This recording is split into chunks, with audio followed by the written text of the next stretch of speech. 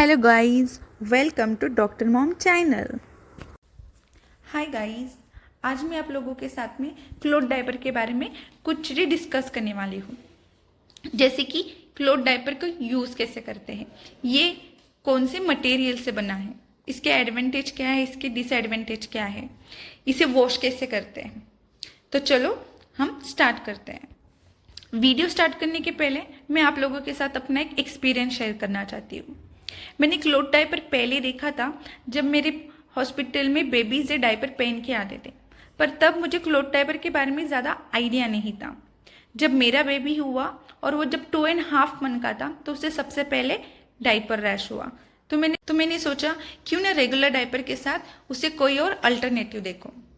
तो मैंने cloth diaper के बारे में काफ़ी रिसर्च किया, काफ़ी स्टडी किया, क्योंकि मैं सिर्फ एक मदर नहीं हूँ, मैं एक डॉक्टर भी हूँ। तो मैं हर चीज़ यूज़ करने के पहले उस चीज़ के लिए बहुत ज़्यादा रिसर्च करती हूँ, स्टडी करती हूँ। आफ्टर ऑल ये मेरे बेबी के हेल्थ रिलेटेड चीज़ें हैं। तो जो चीज़ मैं आपको आज बताने जा रही हूँ क्लोथ डायपर के बारे में, वो सिर्फ मैं पढ़ के नहीं बता रही हूँ, ये मेरा अपना पर्सनल एक्सपीरियंस जो रहा है क्लोथ डायपर के साथ, मैं आप लोग के साथ वो भी शेयर करने वाली हूँ।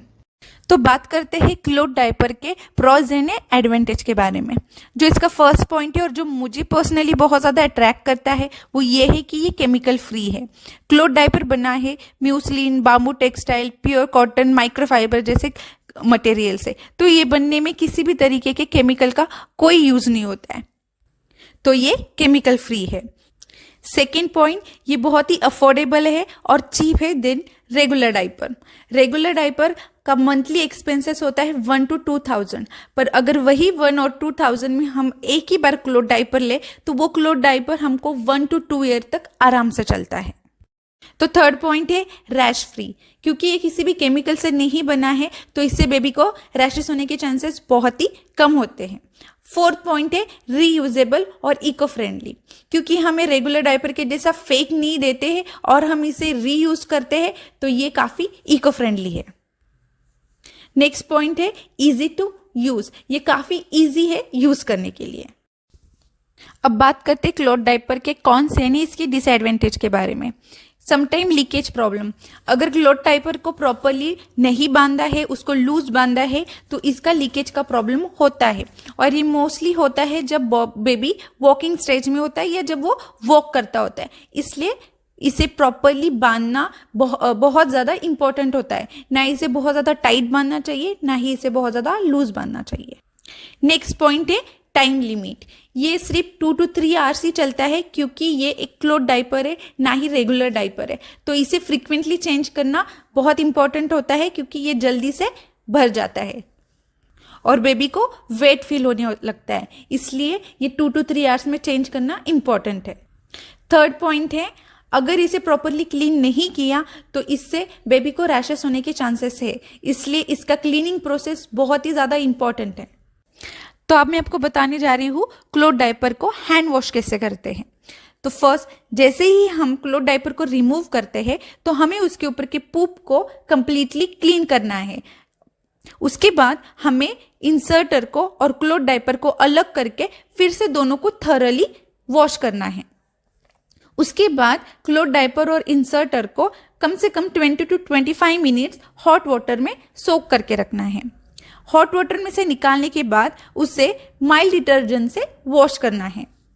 माइल्ड डिटर्जेंट के बाद से वॉश करने के बाद उसे 3 to 4 टाइम्स अच्छे से क्लीन वाटर से क्लीन करना है, ताकि उसमें का सारा डिटर्जेंट निकल जाए, और उसे अच्छे से स्क्वीज करके उसमें का पूरा वाटर रिमूव करना है। अब उसके बाद हमें इसे सनलाइट यानी धूप में ड्राई करना है। तो अब मैं आपको बताने जा रही हूँ क्लोथ डायपर को मशीन वॉश कैसे करते हैं। तो जैसे ही हम डायपर को रिमूव करते हैं, उस पे का पी और पू को वाटर से क्लीन करना है।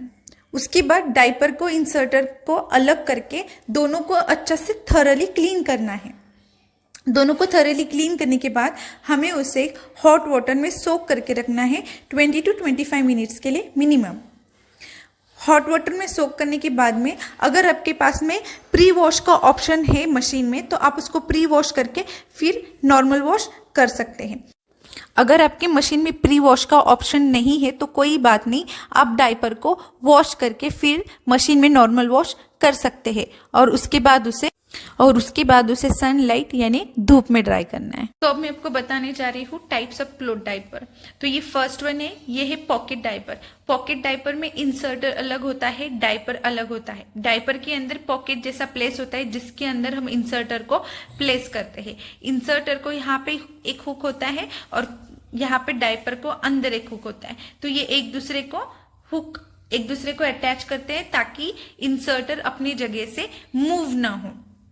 पर पॉकेट डायपर का एक एडवांटेज ये है कि इसका इंसर्टर डायपर के अंदर होता है। तो ये जब इंसर्टर फुल हो जाता है तो ये डायरेक्टली बेबी के स्किन से टच नहीं होता है, तो ये इतना ज्यादा वेट फील नहीं होता है। पर इसका एक साइड इफेक्ट भी ये है कि जब ये वॉश करते हैं तो इसको कंप्लीटली वॉश करना पड़ता है, क्योंकि बेबी जो पी करता है ये डायपर के फर्स्ट लेयर पे करता है। तो ये ज्यादा देर तक हम रख नहीं सकते हैं। इंसर्टर चेंज करके हम पॉकेट डायपर यूज नहीं कर सकते। जब हम वॉश करेंगे तो हमको ये पूरा कंप्लीटली वॉश करना पड़ता है। सेकेंड डायपर होता है all in one diaper. All in one diaper में 2 इंसर्टर होते हैं, जिसमें एक इंसर्टर यहाँ पे सिया हुआ होता है और एक इंसर्टर ऐसे फ्लैप जैसे होता है, पर वो भी डायपर को अटैच ही होता है। तो जब ये डायपर फुल हो जाता है, ये भी पॉकेट डायपर के जैसा पूरा के पूरा वॉश करना इंपॉर्टेंट होता है, क्योंकि इंसर्टर डायपर से अटैच होता है। पर इसका एक प्लस पॉइंट ये है कि इसका एब्जॉर्ब कैपेसिटी पॉकेट डायपर से ज्यादा होता है, क्योंकि इसमें 2 इंसर्टर होते हैं। डायपर है ऑल इन 2 डायपर, जिसे पाउच डायपर भी कहते हैं, जिसमें इंसर्टर और डायपर अलग अलग होते हैं। डायपर में यहाँ पे और यहाँ पे पाउच बना होता है और इंसर्टर उसके अंदर प्लेस करते हैं और उसे भी यहाँ पे हुक होते हैं। वो डायपर का एक बेनिफिट ये है कि आपको उसमें डायपर को पूरा वॉश करने की जरूरत नहीं रहती है।